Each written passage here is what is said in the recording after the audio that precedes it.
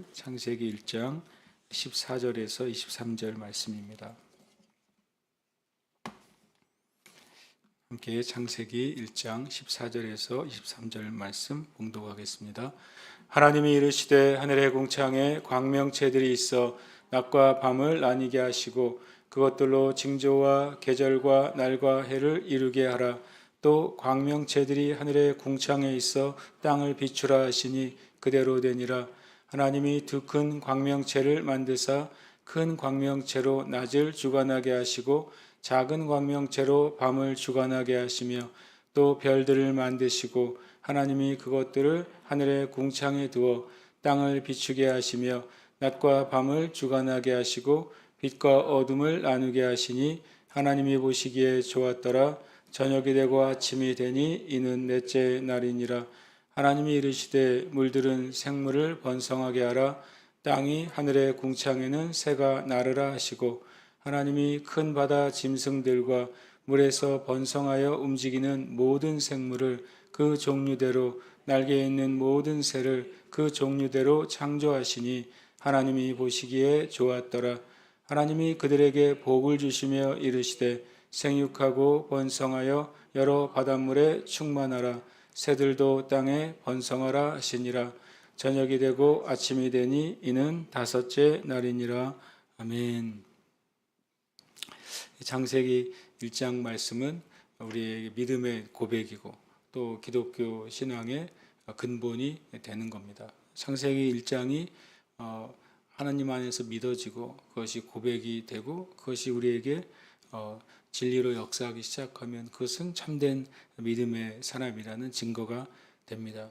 창세기 1장이 믿어지면 성경 전체가 믿어지는 것이죠. 창세기 1장이 나에게 진리가 되면 성경 전체가 진리가 되는 줄 압니다. 저와 여러분이 창세기 1장을 나누는 동안에 그 믿음이 더 견고하게 되시기를 축복합니다. 창세기 1장에 가장 많이 나오는 표현이 있다면 실은 하나님이 이르시되라는 말입니다. 그 다음에 그대로 되니라 라고 하는 겁니다. 이것이 가장 위대한 역사죠. 하나님이 말씀하시는 분이시고 그 말씀하신 것은 그대로 되게 되는 하나님의 능력이죠.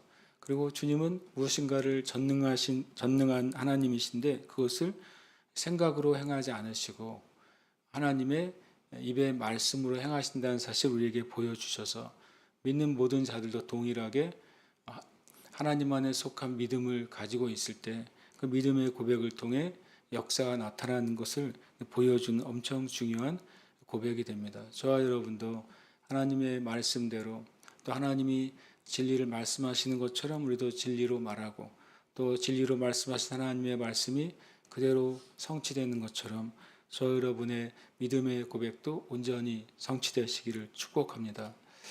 하나님의 궁창에 이제 넷째 날 창조가 이루어집니다. 하늘의 궁창에 광명체들이 있어 낮과 밤을 나뉘게 하고 그것들로 징조와 계절과 날과 해를 이루게 하라. 또 광명체들이 하늘의 궁창에 있어 땅을 비추라라고 말씀하십니다.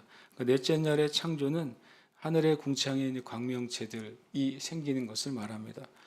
광명체라고 하면 그냥 별이라는 말이 생각이 들잖아요. 그러나 하늘에 빛나는 별을 항성이라고 합니다. 스스로 빛을 내는 별이죠. 우리 지구를 중심으로 봤을 때 지구는 항성이 아니에요. 지구는 광명체가 아닙니다. 지구는 광명체 빛을 받고 있는 거죠. 우리에게 광명체는 태양입니다. 뒤에 이제 두 큰 광명체 태양과 달을 말하지만 달도 실은 스스로 빛내는 별은 아닙니다.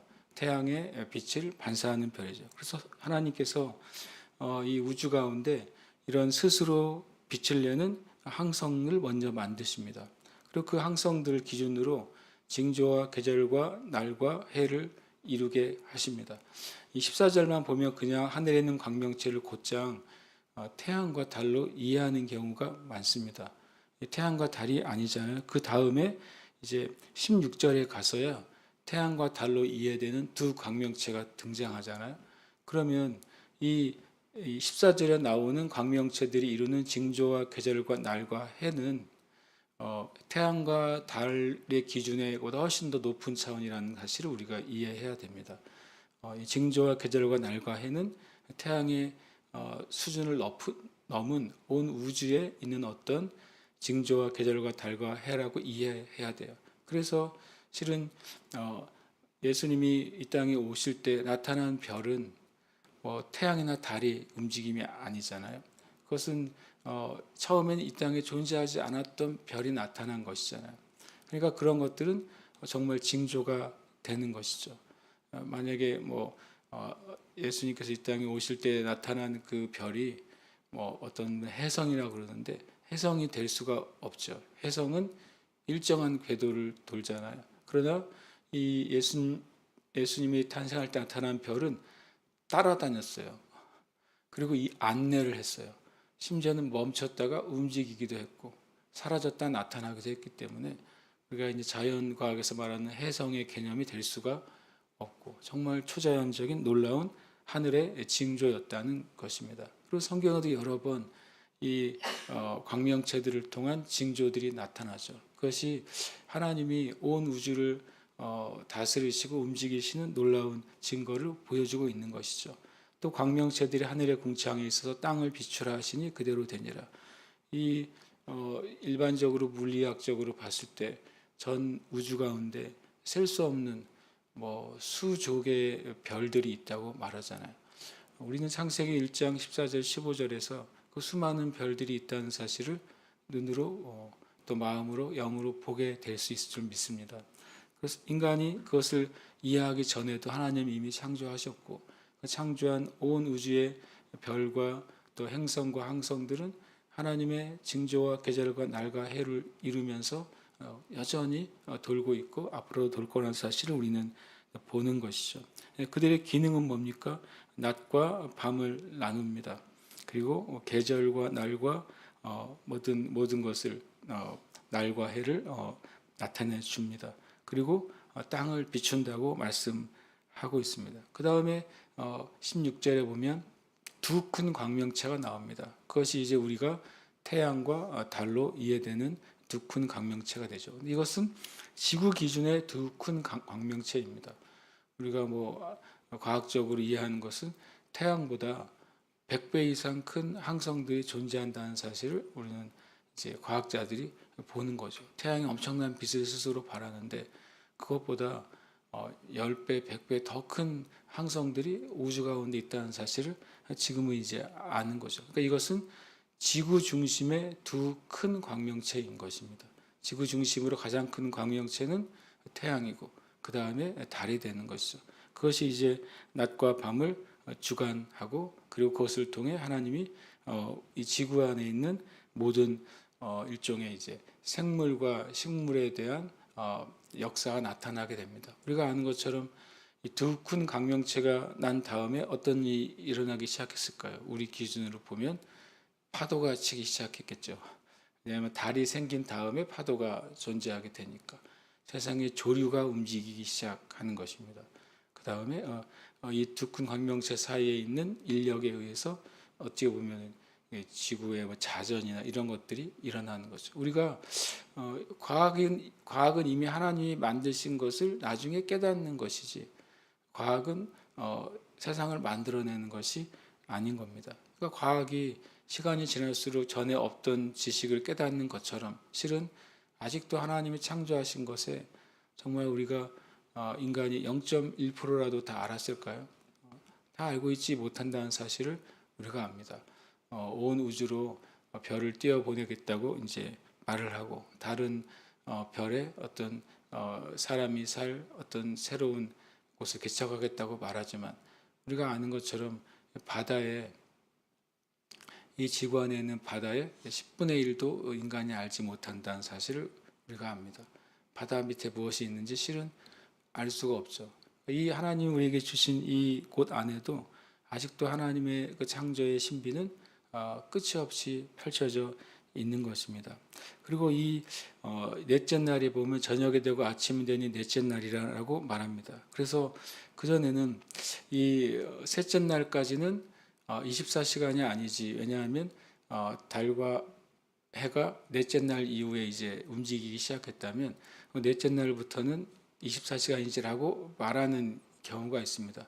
가만히 생각해 보면 주님이 저녁이 되고 아침이 되니 이는 첫째 날이니라, 둘째 날이니라, 셋째 날이니라, 이것은 처음부터 태양과 달의 기준이 아니었잖아요. 날이라는 말이 요음인데 그 요음은 많은 경우에 24시간을 가리키는 날은 아주 이후에 사용되고 성경에 많은 경우에 특정한 기간을 의미할 때 요음이라는 단어를 사용해요. 그러니까 저는 이 말씀 다시 묵상하면서 이 모든 날을 넷째 날 이후부터는 24시간이야 라고 말한다면 그것은 굉장히 좀 오히려 질서가 없는 것 같아요. 첫째 날, 둘째 날, 셋째 날 일어났던 그런 하나님의 우주적인 사건들이 물론 하나님을 24시간 안에 그 일을 하실 수 있는 전능하신 하나님이죠. 그러나 하나님이 24시간 안에 만든 일이 지금 지구는 예를 들어서 태양과 지구를 24시간에 만들었어요. 그러면 지금도 태양과 지구 사이에 한 바퀴 도는 게 24시간은 아니잖아요. 지구가 태양을 도는데 365일이 걸리잖아요. 제 말 이해하십니까? 그러니까 하나님이 처음부터 질서를 주신다면 처음과 끝이 동일한 질서 가운데 있다는 것입니다. 그런 의미에서 창세기의 모든 저녁이 되고 아침이 되면 무슨 날이니라 이것을 굳이 24시간이라고 어떤 믿음 안에 고집할 필요가 저는 없다고 생각합니다. 하나님의 창조의 섭리를 한 날로 정하고 있다고 저는 생각합니다. 어쨌든 주님이 그렇게 하신 것이 처음 창조하신 때부터 지금까지 그 모든 창조의 원리대로, 창조의 질서대로, 그 창조와 주님께서 두신 모든 시간대로 움직이고 있다는 것, 이것이 정말 더 위대한 하나님의 창조를 나타내 주시고 있는 것이죠.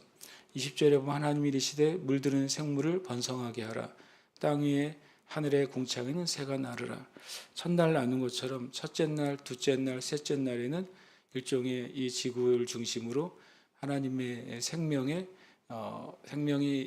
존재할 수 있는 기초를 만드시고 그렇게 이제 하늘과 땅과 바다의 이제 생물들을 나타나게 하십니다. 하나님이 큰 바다 짐승들과 물에서 번성하여 움직이는 모든 생물을 그 종류대로, 날개는 모든 새를 그 종류대로 창조하시니 첫째 날, 둘째 날, 셋째 날에는 주님이 주로 질서를 잡으시고 분류했다고 나와 있어요. 그러나 이제 셋째 날부터는 이제 창조라는 단어를 다시 사용하신다는 것을 알 수 있습니다. 주님이 창조하시는데 종류대로 창조하셨다. 이 말씀은 굉장히 중요한데 주님은 종과 종의 진화를 통해서 세상을 창조하지 않으셨고 처음부터 종류대로 창조하신 것입니다. 개는 개로, 닭은 닭으로 창조하셨다는 소리입니다. 어떤 생물이 진화해서 다른 단계로 넘어가지 않았다는 것입니다.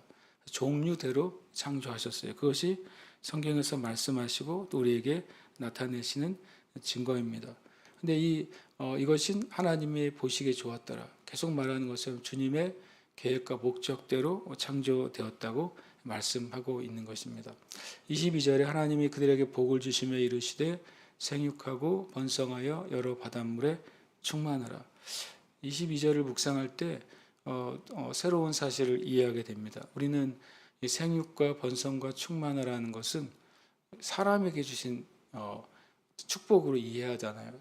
창세기 1장 28절에 생육하고 번성하고 땅에 충만하라. 실은 놀랍게도 하나님이 먼저 생육과 번성과 충만은 살아있는 생명체에 주신 축복이었어요. 근데 사람에게 한 가지가 더했을 뿐이에요. 뭐가 더해졌습니까? 다스리라. 사실은 하나님이 살아있는 생명체에는 이 똑같은 축복을 주신 것입니다. 생육하고 번성하고 충만하게 하셨어요. 이것을 통해서 이제 제가 이해하기에는 생물들 사이에 엄청난 네트워크, 이게 뭡니까? 먹고 먹히는 그 관계가 생긴 거예요. 그것을 통해서 계속 생육하고 번성하게 된 것이죠.